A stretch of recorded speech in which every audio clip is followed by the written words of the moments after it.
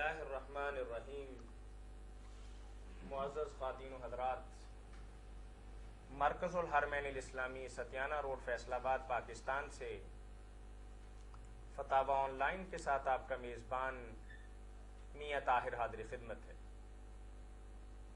اسلامی تعلیمات اور سوال و جواب کا یہ پروگرام ہر اتوار کے روز عصر تا مغرب آپ کی خدمت میں پیش کیا جاتا ہے۔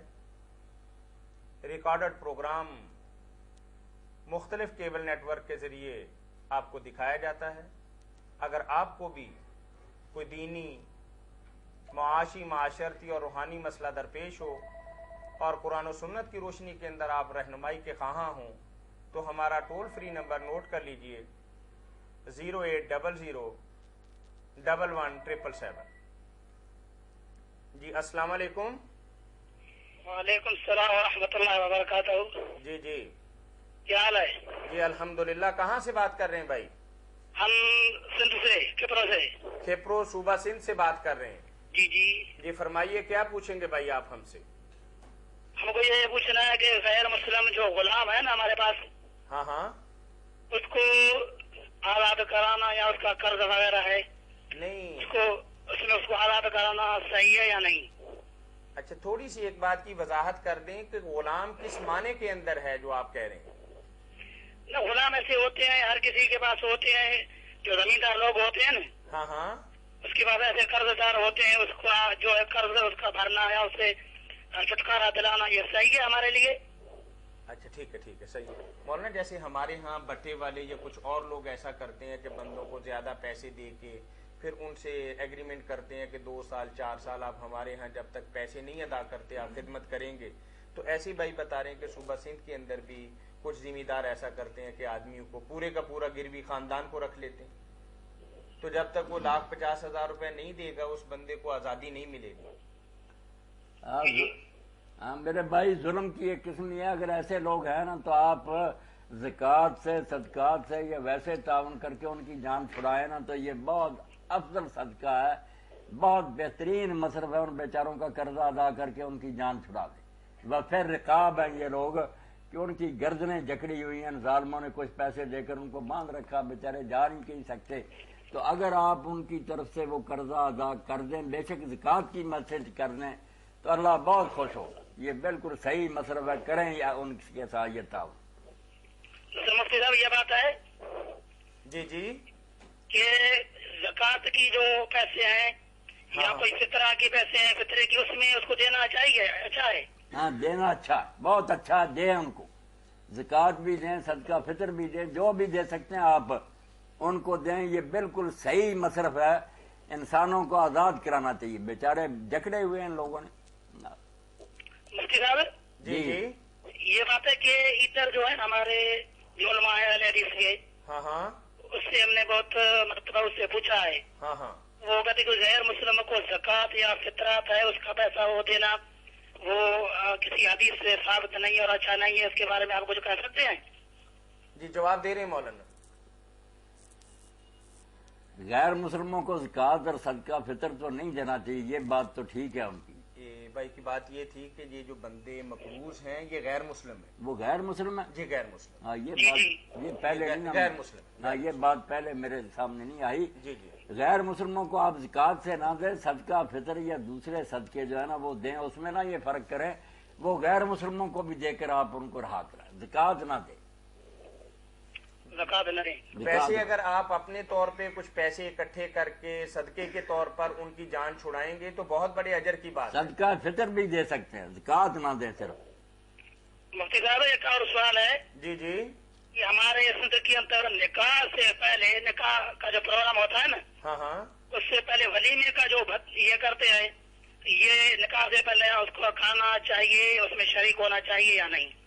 یہ ٹھیک ہے مولانا۔ ہمارے ہاں بھی دیہاتی زندگی کے اندر عموماً ایسا ہوتا ہے کہ برادری کا اکٹھ وغیرہ جو ہے اسے ولیمے کا نام دے دیتے ہیں، بارات جانے سے پہلے، بہو کے گھر آنے سے پہلے اس کو وہ لوگ ولیمہ کہتے ہیں اور کر لیتے ہیں۔ ہمارے پنجاب کے اندر بھی ایسا ہے، سندھ والے بھائی بھی یہی پوچھ رہے ہیں۔ آپ بچت سوچ رہی ہے لوگوں نے، ورنہ مناسب تو یہی تھا کہ بیوی گھر آتی تو پھر کھانا کھلایا جاتا، ولیمہ تو شرعی وہی تھا मगर अगर बरादरी ने अपनी सहूलत के लिए कर लिया कि चलो सारे भाई इकट्ठे हैं, पहले ये मामला तय हो जाए तो कोई बात नहीं। शादी के खाने को वलीमा कहते हैं ना, पहले हो गया ये बाद में हो गया तो कर लिया करे, जायज है, कोई बात नहीं। जिसमें भी सहूलत वो काम कर लेना चाहिए। मुफ्ती साहब ये थोड़ा मेरा अर्ज है हाँ हाँ कि अभी हमारा खुद का जो मेरा छोटा भाई है उसका भी शादी हुआ, जी क्योंकि मैंने बहुत उसको कहा, अपने भाइयों से कहा कि आप जो निकाह से बाद में जो कोई मेहमान आ जाए या कोई रिश्तेदार आ जाए फिर उसको निकाह की बाद आप उसको खिलाएं, लेकिन उसने इस बात से इनकार कर दिया और उसने ये पहला यही काम कर दिया। उसके बाद दूसरे दिन हमने जो है अपने भाई का निकाह कर लिया। इसके बारे में आप कुछ कह सकते हैं? नहीं, वो सब कुछ ठीक हो गया। अगर बाद में भी आप मजीद खाना खिलाना चाहते हैं तो बहुत अच्छी बात। अगर आप अफोर्ड कर सकते हैं, हिम्मत है तो फिर दोबारा भी खिला दें, कोई बात नहीं। अगर उसको खिलाना पहले वो कोई गुनाह का काम नहीं है? नहीं, गुनाह का काम नहीं। जी, और एक सवाल मुफ्ती साहब और मैं करूंगा आपसे। नहीं, आप नहीं करेंगे, एक सवाल अगले हफ्ते करें, एक अगले हफ्ते करें। बहुत इंशाल्लाह मुलाकात रहेगी ना फिर आप। बड़ी खुशी हुई, अल्लाह खैरियत से रखे। ठीक है ठीक है और ठीक है, जज़ाकुमुल्लाह खैर है। जी बिल्कुल जी। मौलाना, हमें सबसे पहले एक तहरीरी सवाल कॉल लेंगे जी पहले। जी मौलाना, तहरीरी सवाल हमारे पास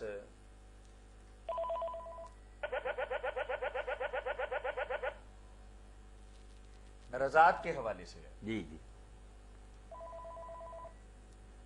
अस्सलाम वालेकुम। रहमतुल्लाहि व बरकातहू। जी भाई, कहाँ से बात कर रहे हैं? मैं खिप्रो सिंध से बात कर रहा हूँ। खेप्रो सूबा सिंध से बात कर रहे हैं। जी जी। जी फरमाइए, क्या पूछेंगे मौलाना से? सवाल ये कि एक दुआ आती है, अल्लाहुम्मा सल्ली अला मुहम्मदिन। हाँ हाँ। कि मैंने सुना है कि सबू शाम 100 दफा पढ़ने से 100 दुआएं कबूल हो जाती हैं और 30 दुनिया में 70 आखिरत में कबूल होती हैं। क्या ये हदीस सही है? जी, 2 दुनिया के यानी 2 दुआएं कबूल होती हैं और 70 नहीं, 100 दुआएं कबूल। अच्छा 100 दुआएं कबूल होती हैं, 30 दुनिया के अंदर और 70 आखिरत के अंदर। हाँ जी जी मेरे भाई, अल्लाह आपको खुश रखे। दरूद पाक की बरकत तो हैं जी जी। बेहद बेहिसाब, मगर ये रिवायत नहीं ठीक, ये नहीं दुरुस्त के 70 कबूल होती हैं, 30 दुनिया की हैं, 70 आखिरत की हैं।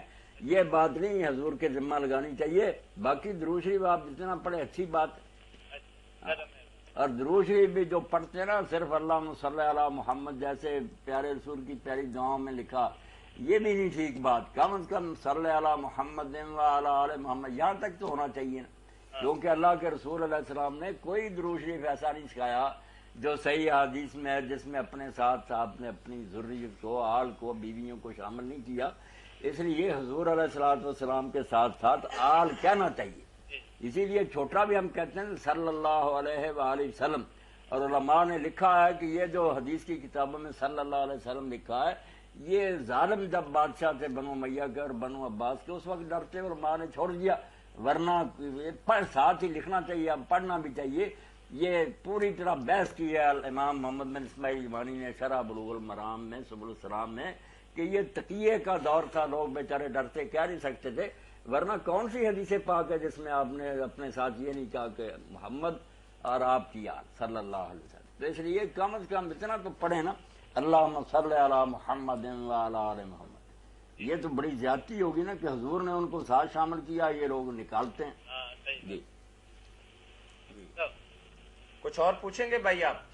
नहीं, बस ये आवाज झटके से आ रही है, क्या बात है? चलें, दोबारा कॉल करेंगे तो बेहतर हो जाएगी। बेहतर हो जाएगी। जी जी इंशाल्लाह। यही था। अस्सलाम वालेकुम। मौलाना, रज़ात के हवाले से एक सवाल है कि एक भाई ने कहा है।